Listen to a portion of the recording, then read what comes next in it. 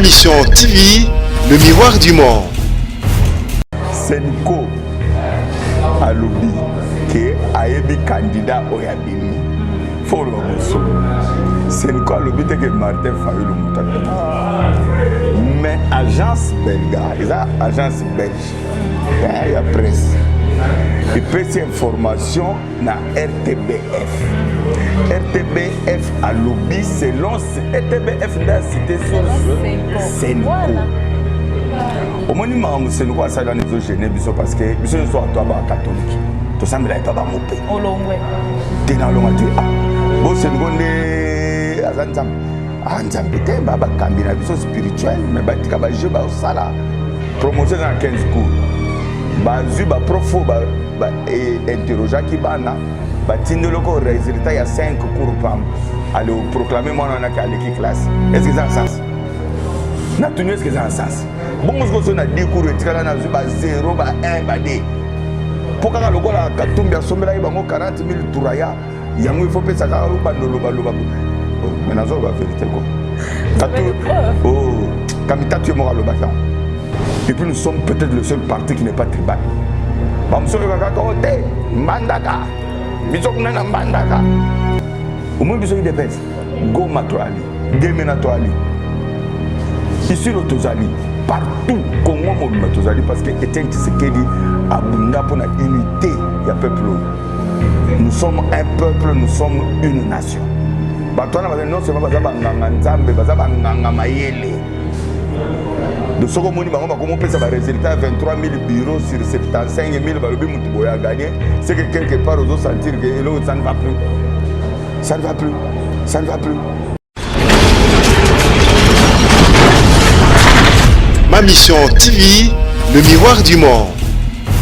En direct de ma mission TV, Bibi Kapingo, micro d'équipe Kinshasa Analyse. Vous êtes nombreux à nous suivre de partout. Continuez à vous abonner à cette chaîne qui vous informe de temps en temps quand il y a l'actualité, bien sûr. L'actualité oblige. Aujourd'hui, je vais m'entretenir avec un monsieur que vous aimez beaucoup. Il est délit de peste. On l'appelle Messier Chilumbu, à qui je dis bonjour. Bonjour, Messier madame. Chilumbu, je vous salue. Actualité est vraiment Makasi Naboka qui m'a vraiment la Congolais et ça les sous-militaires et pas plus tard que quelques jours tous ala kinayo na lobaki nayo likambo oyo pe na micro ya Kinshasa Analyse au Kongolaki olobaki ke mukolo yango tokotala makamba ngo ndenge koleka na biso na lobi ba élection oyo uti koleka ko mona ngo ndenge elekeli nazo mona déjà solo ya ba report pe ya ba résultat olobaki ko sala mandengo na te mama de kolongo bino moko komona R les deux to komi les 6 bomoni déjà report à liboso impressionnant ezaki. Non, ça va, merci beaucoup d'abord pour l'invitation. Je crois que le report au Tozaro Lobezaï pour reporter date de l'élection. Bon, il y a qu'à publier. Il y a qu'à nanga nenga zali. Azoko sako sabatu. Ayeb sa yebsoke. Ba format qui, pardon. Ba format qui ba agent yaseni. Finalement, on se rend compte que Batouana Baza vraiment amateurs. Ils ne savent même pas ce qu'ils font. Pour plus d'exemples, na Kimanteke. Kimanteke est allé sur l'une, sinon peut-être la plus grande circonscription à Kinshasa ou na Congo. Kimanteke est allé na plus de 820 bureaux de vote. Mais après 2 jours il y a compilation, il y a 15 bureaux de vote sur 800. Dans 2 jours il y a 15. Et puis ce que tu as dans le bureau, tu as ta méthodologie à travail, comment il faut faire, voilà. Et tout ça n'a pas preuve que même pour remplir le PVO dans le bureau de vote, l'agent enseigne le salaire bien. Tu comprends? Donc, il y a une catastrophe. Mais je pense sincèrement que Nanga Salim Sane na Madame Milité. Au moins, tu as vu que beaucoup de gens ah, ils ont quelque part, en fait, population, ils ont constaté que vraiment, l'acteur politique, Bozo Kokalisou, ou vraiment Koloba, qu'ils allaient en fait véridique la population. Mais véridique, ça veut dire quoi? Parce que oui, mais je vous parle des faits. J'ai dit, attends. Dans le Bible, moi, je vous parle des faits. nalobi ke okeboye difficulté à compilation ya ba résultat ezali yo ki nanga tatango reportant na apesi date parce que yé moko batuni basali tour ba moyi que toza mbutu et puis il faut que plus date ya publication ya élection ils ont poussé na plus tricherie et cause la makasi toza na ba information crédible est-ce que maman vous assure vraiment que vous avez parti politique vous avez machine il faut te récolter dans nos informations et puis on va réagir base vous avez base tout sur la base bon vous avez base vous avez tout ça nous que zanga mbongo za na base bandima ate yo mozo mona mingi ba ozo ba 0 député pour na likambo sey. Donc, on a des massolons à bêta après. Donc, je vais dire seulement que Nanga il n'a pas fait vraiment correctement son travail. Au c'est combien en fait dans l'organisation Oignon Souni qui se trouve sur 100 ou sur 10? Combien vous comptez à Nanga? Ah, on va 35 hein. On va 35%. Oui, on va 35% parce que au moins organisation élection. Ce qui est plus important, c'est les résultats. Processus mobimba, ta au bundi, au sali. Mais si à la fin les résultats sont biaisés, au sali l'autre. Ce qui à la fin va résulter au PSC, bimisi guerre namboka, au sali l'autre. Donc ce qui est plus important, c'est aller fin il y a processus. Parce que processus, bablo on se sali avant. Ils allaient pour nous préparer, nous allons voter, nous allons publier les résultats. Ce que le lobby on a sali, un hélicoptère à l'Okuta, un avion, mais à la fin, ils allaient quitter. Aux hommes, on a des difficultés, le lobby Monisco a Sungabango, le lobby est souverain. État souverain. On dirait souveraineté, on va y avoir un étranger. Aux Hollandais. Alors, c'est quoi le lobby a des difficultés parce que Mbok est tellement enclavé et puis ces autres, tout ça, on a un boula. Au moins, il y a place billet pour le bulletin de vote dans le centre. Quand on a un centre à compilation, le centre de vote, quand on a un centre à compilation, ça prend beaucoup de temps. Ça prend beaucoup de temps. Et ça, à côté, il y a l'Équateur, il faut boire tout, il faut. Donc tout ça, ils n'ont pas intégré ça. Tu comprends? S'ils étaient humbles, aide à MONUSCO, aide à la communauté internationale.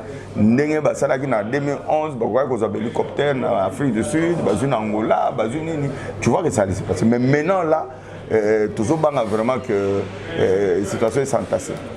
L'actualité oblige de gauche à droite des photos la muka cache bosangana bosolo la bozala venir te biso boye base ainsi de suite. Aujourd'hui on constate que Sanko a télémi a beti loboko na mesa a fait ça qui ton na ye na monsieur Nanga a publié résultat provisoire a meka qui pour réagir et awasiko Sanko a relevé en fait na imboka nyonso oyo eza vraiment mabombami ya ba résultat provisoire ndeko Martin Fayulu de abimi en tête réaction de peste bientôt vous allez appeler monsieur Martin c'est ni koye mo zo wanga na yo ozo betela ye basolo na lobi international vous allez dire le contraire. J'ai dit c'était au moins ils là ngaza porte-parole il dépêche frère internet biso to ko continue pas mais pas RDB ya ozo ba mingo le invité yo kanga Navi Bouri, hein?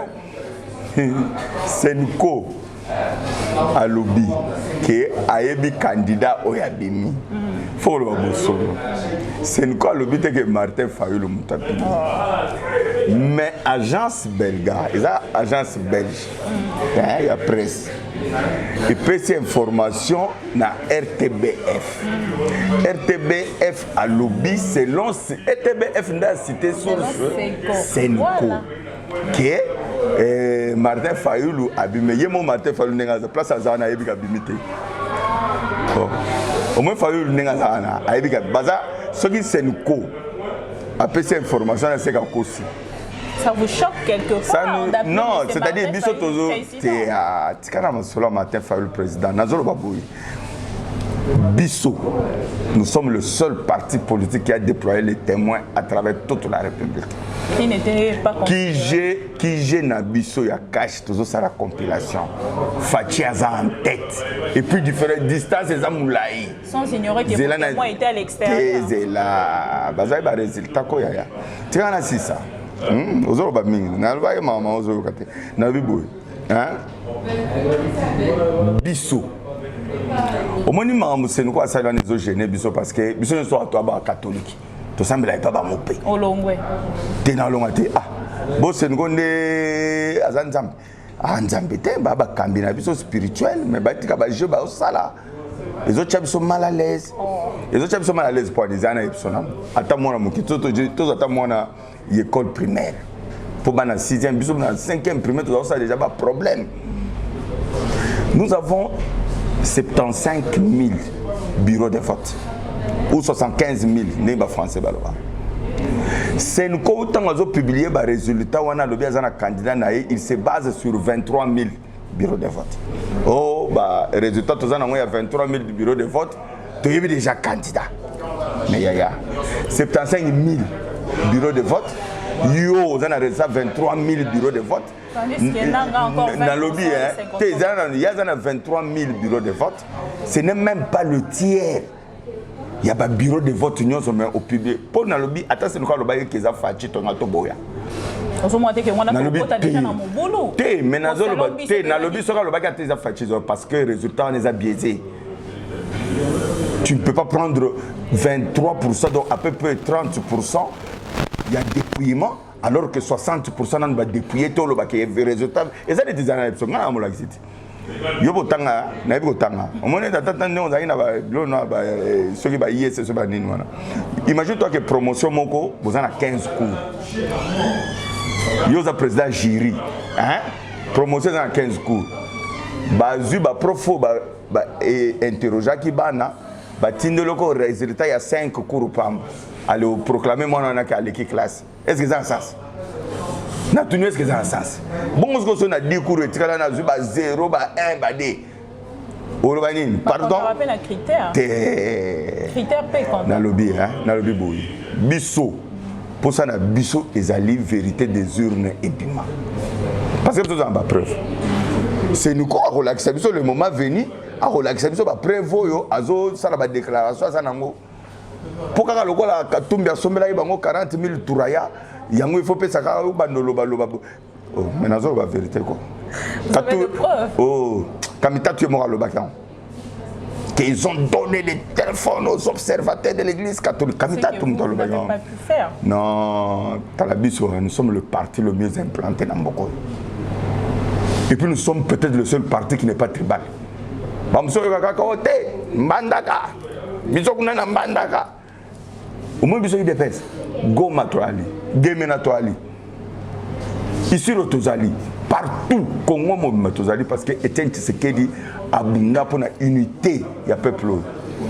Nous sommes un peuple, nous sommes une nation.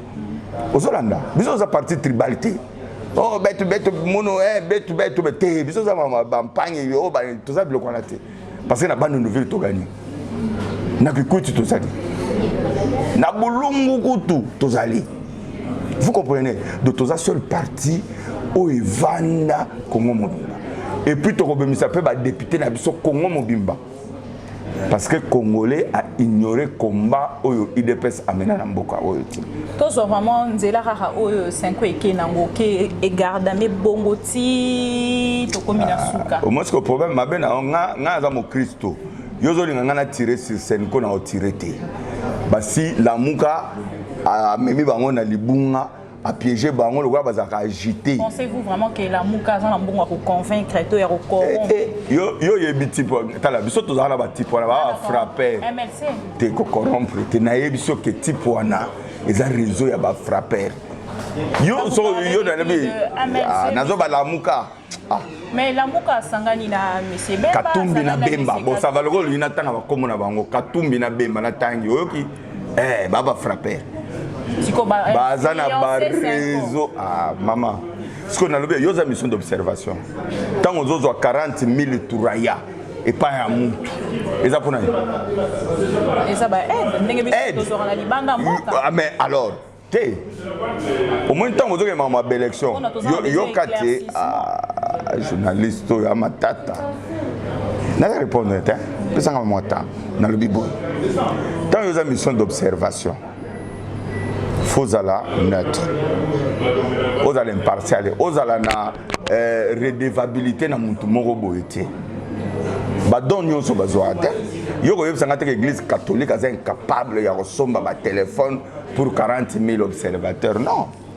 Beaucoup sont basés dans partenaires rebelles, beaucoup sont par l'Union européenne,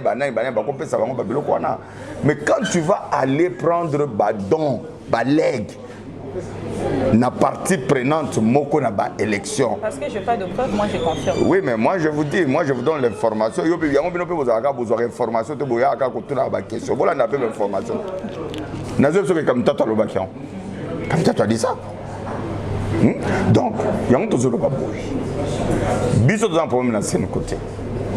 Biso to za ba Christ ya catholique. Olandi? Bon, ceux qui sont au monde comme ça, bungi to ba teke ba sango nyonso ba bungi. Ngaza na dialogue intercongolais. Batwana ba non seulement baza banganga nzambe, baza banganga mayele. De ce qu'on moni bango ba comment pesa ba résultat 23 000 bureaux sur 75 000 balobi mutu boya gagner, c'est que quelque part aux sentir que l'autre ça ne va plus. Ça ne va plus. Aux sentir que ça ne va plus. Et comme il va intox, bazoyebi eloko ni bazo préparer mais aussi mbaté. Pour Fatine a gagné. Votre bonne réaction. Na lobby go tant le la Fati na lobby tozana tina Senko appelle ça combat Fatité. Fati est à base. C'est comme tu as voté Fati. C'est comme voter Fatité. Bandimi biso nyonso o tozo bundela Congo nde to voter Fati. Tozo bundela Congo na tozo bundela na Senko. Yo makambo Senko nyoko na mboko na ba dictature. Awa na l'église awa baza ko tirer ba sango ba nani awa bato bazo souffrir ba beta ba gaz la kimogène na kati ya l'église. Ils ont payé aussi le prix. Donc les lots ba ko soutenir forfaiture mon côté. Biso to lobi boy. Parce que nous avons preuve et nous sommes prêts à accepter ata Shadari a gagné. Ce qui va preuve ça que Shadari a gagné biso to ndima yango. Mais to boy une manipulation. On va nous manipuler déjà opinion. Vous avez raison, il y a la presse internationale. Journal Mon Angola, journal Mon sérieux, et le but est Fachi a gagné. En Afrique du Sud, journal Mon peu sérieux, et le but Fachi a gagné. Na Kenya, le but Fachi a gagné. Est-ce que vous avez tout ça à Makele? Moutou a gagné ça à Makele. Si même vous avez agité, c'est que vous avez triché. Non, on est serein, on est calme. Tout ça n'a pas preuve. Tout ça, c'est la publié. Nanga publié na yebso Fachi mo kona mboko so za tembe tout ça l'émission soit après. Donc poto lo bakena moment bon comme déjà moi même moral na majorité parce que bango pe baza contre 5 na publication. C'est maman ça ba amalgame ça ba question na trop même moral na majorité. Bango pe baza contre 5. Non, je dis ceci. La vérité reste vérité. Au mona to linga kana linga côté. Ola ti blues noir kitoko ya noir blanc. Est-ce que nous avons des rouge jaune? Pourquoi nous avons côté? On a dit noir blanc, banana c'est il colo, noir blanc, noir blanc, noir blanc. Donc vérité est moi. Ce n'est pas que parce que Moutouana linga côté le bio lati rouge jaune ou bien ce que Moutouana le bio que lati noir blanc donc on a commis associé à Moutouana comme l'icopana non. Tu comprends? Donc vérité est la vérité. Nous disons ceci. Senko Azala au milieu du village, Senko Azala du côté de la vérité. Nous ne voulons pas manipuler la vérité. Nous sommes prêts à accepter. Par résultat, il y a élection. Il y a une preuve que tu poli. Parce que tu as une preuve que tu as gagné. Okay. Vous comprenez? Donc, il y a une polémique. Bandeko wana batika ko kotsaka église na ba erreur. Ok, na ebi ke baza ba lufula kari ba boka mbongo ne bale basala kama me batika ko kotsa biso nyo toza ba catholique biso to cause la jamais to bando tirer ces catholiques batika ko induire église ne rere basali nyonso ba poli to ke na Genève ba kansaki ba oboma IDPS ezali ba ba ko boma Fachi ya teleni mokonza mboko bosko boli suni to tumba Congo pokaka ke bino lokola bozate donc Congo et côté le maté. Nous sommes à la fin de cette émission. Déjà, une question pour finir. Les États-Unis d'Amérique, il y a un tout bon mais sanction à Bango pour l'autorité congolaise. Votre mot sera. Non, mais c'est tout à fait normal que bateau union bazo permettre que le processus est salamana nenga malam baza sanctionner. Ils ont bien pour la bolam pour le peuple congolais de sorte que ataba oba oya na pouvoir. Baye ba ko respecter ba droit ya peuple na bango. États-Unis azo ba sanction avant d'akawate. Peuple américain avant d'akakuna aliaka kuna sala maramne kuna. Nazo mona modèle au Congolais azo nyo kwama. Ozolanda et que ba liberté, démocratie ezo ya na mboka te, il y a un groupe de gens musana bango kopia ka mboka bazo bafouer ba liberté ya batu, bazo bafouer ba valeur fondamentale. Il y a batu nyonso. Alors c'est normal, si on sanctionner bateau bazo salambeba, il faut pas sanctionner bango. Et là que bomimboko est impunité. Mais tant vous êtes là, tant vous faites ça vous en a beaucoup dit. Au monde la justice, au CK.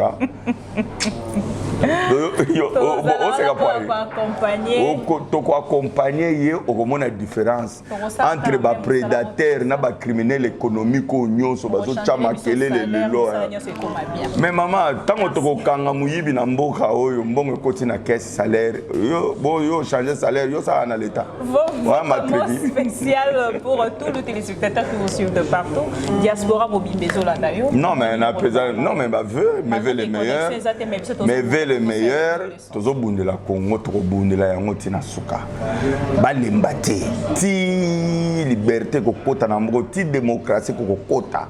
Ti tokokanga miyibi nyonso na ba obaza na opposition, na ba obaza na majorité. Ça rappelle en cas il y a des personnes mususu pe bazali. Mais na le biso mo topesa modèle. Ah OK. Soko za pena moto ide pesa za muyibi place na ide pesa. Merci. Po ndenge tseke ja tangisa biso toyibaka te tobomaka te toliaka bato te totekaka iranium te de biloko nyonso wana biso toza kuna te bato basalaka biloko wana bayebi déjà ke eta na bango esili yo koma yoko bandolia bato.